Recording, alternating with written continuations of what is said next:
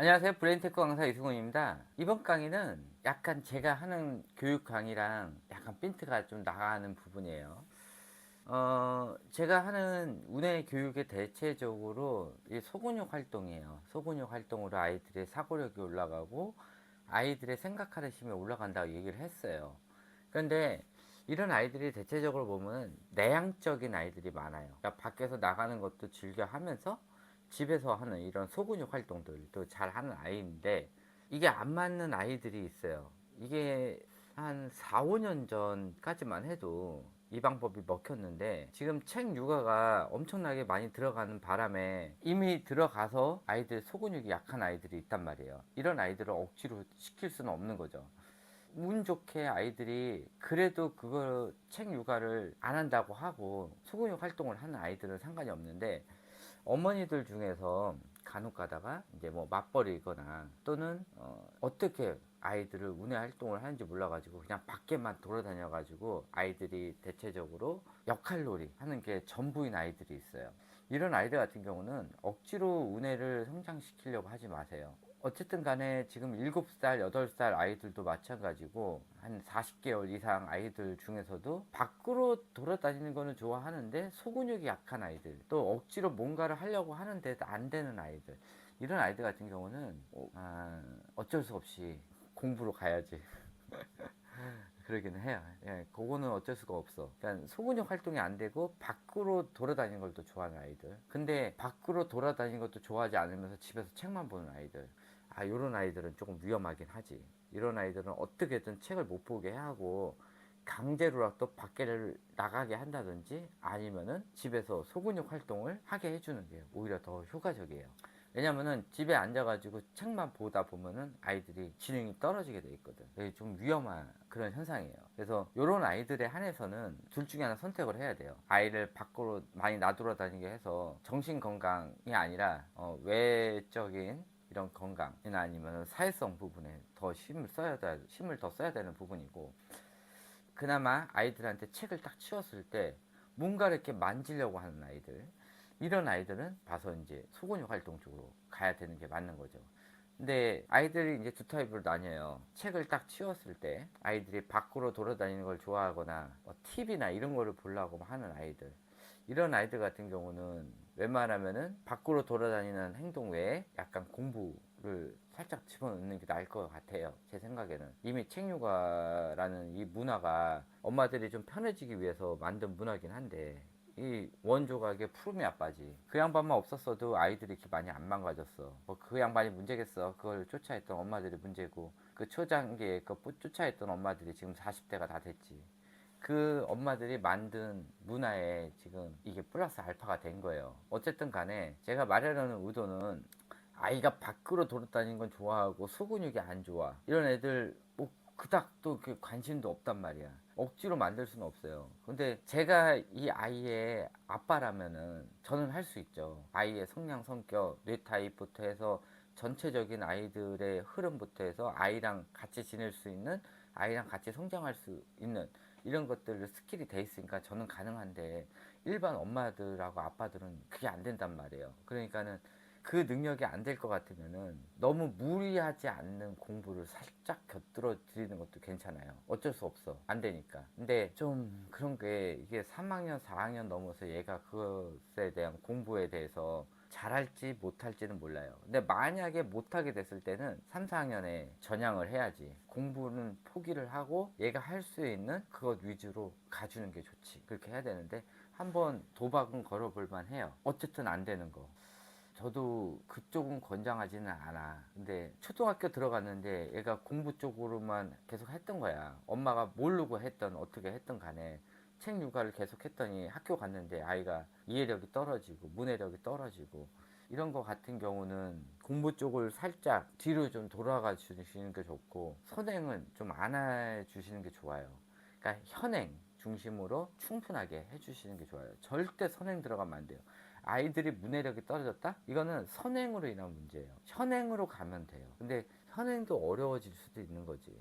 그래서 제가 책 육아를 하지 말라는 게, 책 육아를 하다 보면은 이런저런 공부 위주로 엄마들이 시키기 때문에 아이들이 학교 가서 해야 되는 그런 공부 머리를 미리 다 대출 받아서 썼어. 그러니까는 학교에 가가지고 남은 뇌 머리가 없는 거야. 이게 나중에 뇌에 대해서 설명할 때 나오겠는데, 가만히 놔뒀으면 얘가 100평짜리가 1000평이 될 거를 엄마들이 어렸을 때, 아이 유아시기 때 가만히 놔둬서 1000평이 될 그네를 빌려다 쓴 거야, 계속.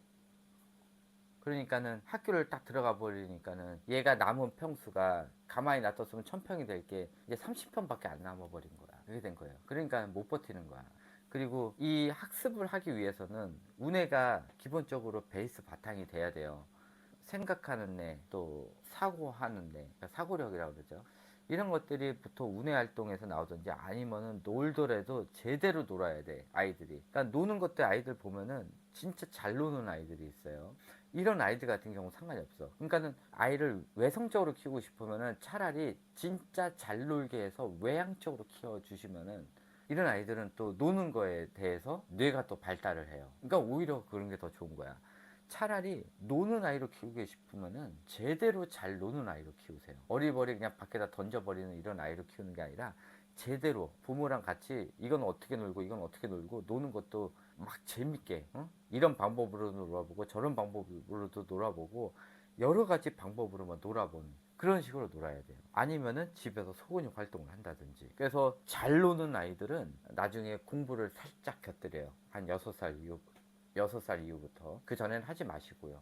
의미가 없어요. 그 전에 하는 거는. 소근육 활동 계속 하는 아이들은 학교 가기 전까지는 굳이 공부 안 시켜도 돼요. 그리고 책도 7살에 그냥 전래동화 그 정도 읽혀주는 정도면 딱 좋아요. 그 이상 읽히면 안 되고, 지금 유행하는 과학도서는 좌뇌형이도 우뇌형이도 절대 읽히면 안 돼요. 큰일 나요. 그게 3학년 이상에서 보는 건데 지금 3학년 이상 책들이 안 팔려요. 애들이 다 읽기 단독이 걸려가지고 팔리질 않아. 그러니까는 6살 애들한테 다 떨어져서 파는 거예요. 위험한 거니까 그걸 읽히면 안 되고. 그래서 아이들 성장을 좀 봐야 돼. 아이들이 외성적인지 내성적인지 또 내향적인지 외향적인지 이걸 좀 잘 보시고, 외향은 애들이 리더십 있는 거예요. 내성은 아이들이 집안 활동도 잘 하면서 밖에 나가서 노는 것도 잘 하는 아이들, 요런 아이들. 근데 주로 이제 집안에서 노는 소근육 활동도 좋아하는 아이들.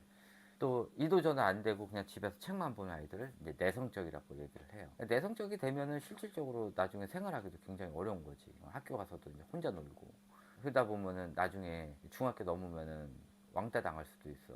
이게 책만 읽히다 보면. 그런 것까지 좀 생각을 해야 돼요.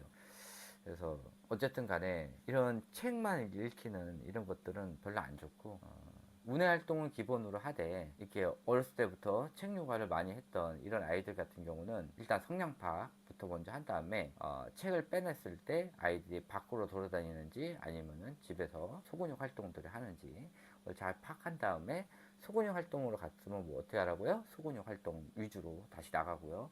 밖에서 놀아다니는 걸 좋아한다면은 아이랑 최대한 잘 놀아주세요. 잘 놀고 노는 방법을 알려주고 여러 가지 노는 곳을 돌아다니면서 잘 놀게 해주세요.